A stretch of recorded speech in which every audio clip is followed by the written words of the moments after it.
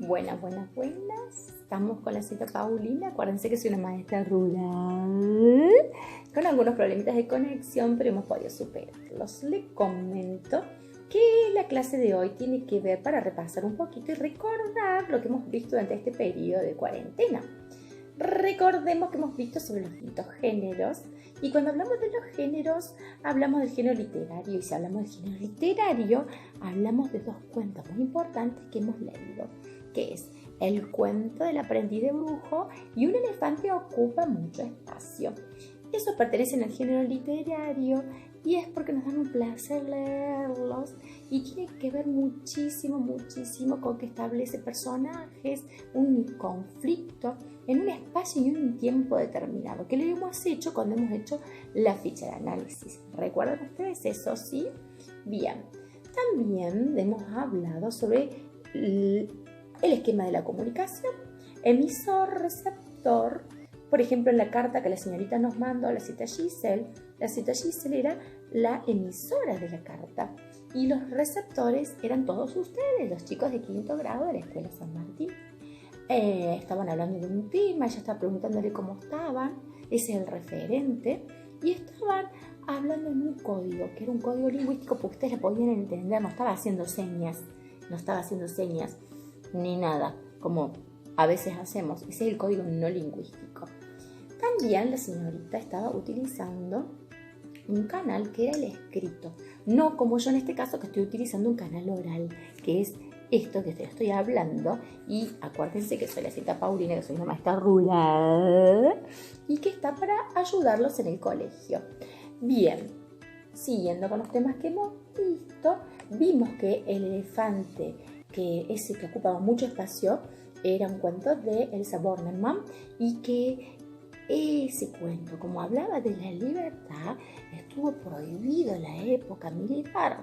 Recuerden ustedes que en 1976, cuando estaba el gobierno de Isabel, que era la esposa viuda de Juan Domingo Perón, que fallece en 1974, eso lo vimos en la línea de tiempo, 74 fallecimiento de Perón, en el 76 vinieron los militares y le sacaron y ellos tomaron el poder, lo que conformaba una junta militar.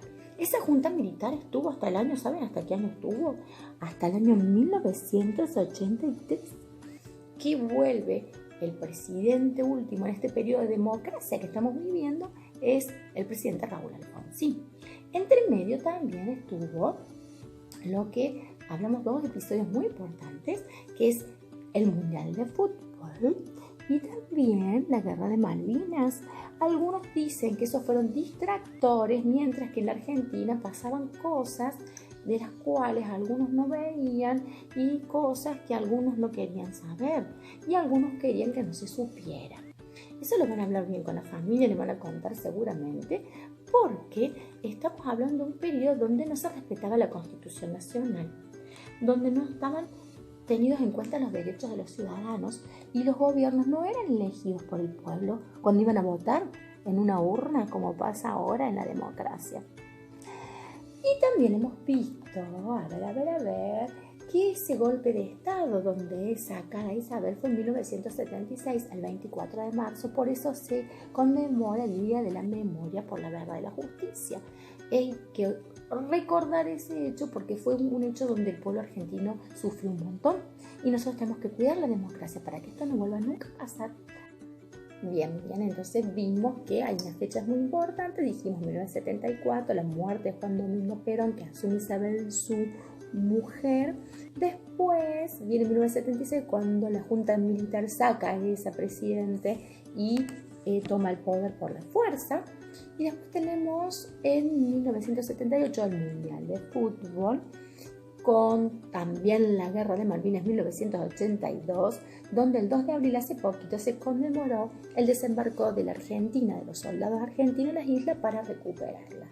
Ustedes saben que no pudimos recuperar esas islas, que siguen en manos de los ingleses, porque la guerra fue contra los ingleses, porque ellos tienen en este momento las islas y las islas son argentinas. En 1983 vuelve la democracia con el presidente Raúl Alfonsín. hasta hoy tenemos democracia, tenemos que cuidarla y mucho, mucho, mucho, mucho. Dicho esto y haciendo un repasito por todo lo que hemos visto, yo les voy a dejar un beso enorme a todos, enorme, enorme, decirles que los quiero mucho y que tenemos muchas formas de comunicarnos, que estoy en todos esos lugares esperando sus preguntas y sus trabajitos. Los quiero y nos mantenemos en contacto. Gracias. Recuerden, soy la señorita Paulina, soy una maestra rural.